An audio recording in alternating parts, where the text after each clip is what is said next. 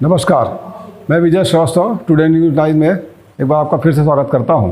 और सबसे पहले मैं अपने प्रदेश के माननीय मुख्यमंत्री श्री भूपेश बघेल जी को बधाई देना चाहूँगा, क्योंकि जिस तरह से उन्होंने छत्तीसगढ़ राज्य के लिए कला और संस्कृति के लिए जो कार्य किया और जो गरीबों के लिए और मजदूर और जनता के लिए जो उन्होंने सेवा किया है, जिसके नाम से वो देश में दूसरे नंबर के मुख्यमंत्री के नाम से घोषित किया गया है। इसलिए मैं उन्हें कोटि कोटि बधाई देता हूं और चाहता हूं कि जिस तरह वो हंसते और मुस्कुराते रहते हैं, हमेशा खुश रहते हैं, ऐसे ही हमारे छत्तीसगढ़ राज्य के सारे जनता को ऐसे ही खुश रखें और उनकी सेवा में सतत लगातार लगे रहें।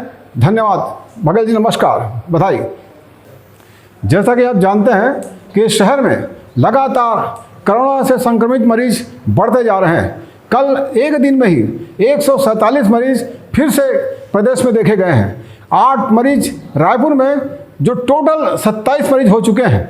इस तरह से मरीजों की संख्या लगातार बढ़ रही है। कोरोना को इस तरह से हराया नहीं जा सकता। अगर कोरोना को हराना है तो आप हमेशा ध्यान रखें, जब तक आप सोशल डिस्टेंसिंग का पालन नहीं करेंगे, जितना हो सके आप एक दूसरे के बीच में दूरियां बना कर रखें, सैनिटाइज़र और साबुन का इस्तेमाल करना ना छोड़ें और मास्क लगातार उसका उपयोग करते रहें। जब आप ये तीनों काम करेंगे तो कोरोना के महामारी से आप इस तरह से बच जाएंगे, आधा से ज़्यादा तो आप उससे बचेंगे। तो आप ध्यान रखें, इनका पालन आप करते रहें और कोरोना से बचें।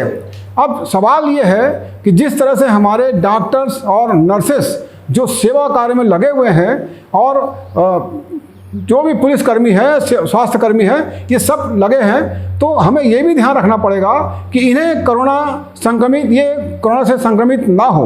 क्योंकि अगर डॉक्टर्स या नर्स हम जितने लगातार हम बढ़ते आ रहे हैं, कोरोना संक्रमित होते आ रहे हैं, तो हॉस्पिटलाइज हो रहे हैं। हॉस्पिटल में जाने के बाद भी इनके ऊपर प्रेशर आ रहा है।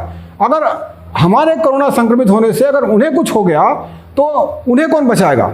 तो हमें अपने डॉक्टर्स का भी ध्यान रखना पड़ेगा। हम सबों के लापरवाही से डॉक्टर और नर्सों के ऊपर भी ये प्रेशर बढ़ता जा रहा है। आप सभी को ये ज्ञात होना चाहिए कि हमारे भारतवर्ष में ना तो बहुत ज़्यादा हॉस्पिटल हैं और ना ही बहुत ज़्यादा डॉक्टर्स हैं, मगर फिर भी हमारे यहाँ सेवा कार्य जारी है और वो निस्वार्थ सेवा कर रहे हैं। तो हमें उनके ऊपर प्रेशर नहीं डालना है। और अगर हम अपने आप को संक्रमित से नहीं बचा पाएंगे तो डॉक्टरों को भी उससे तकलीफ होगी, उन्हें भी संक्रमित होना पड़ जाएगा। तो उन्हें बचाने के लिए हमें पहले अपने आप को बचाना पड़ेगा।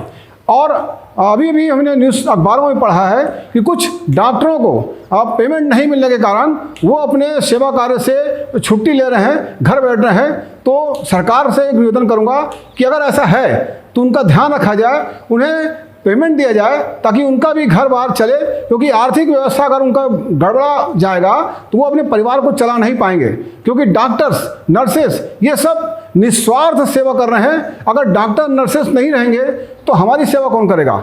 हम नहीं बच पाएंगे। तो सबसे पहले डॉक्टर, नर्सेस, स्वास्थ्यकर्मी, पुलिस या जितने भी लोग हैं ऐसे जो सेवा कार्य में लगे हैं, उनका ध्यान रखना पड़ेगा।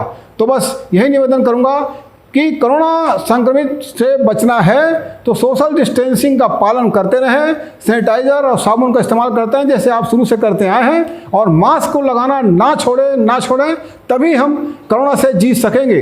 याद रखें, कोरोना से जीतना हो तो इन सारे नियमों का पालन करें और अपने आप को बचाएं ताकि शहर, देश सब सुरक्षित हो सके। धन्यवाद।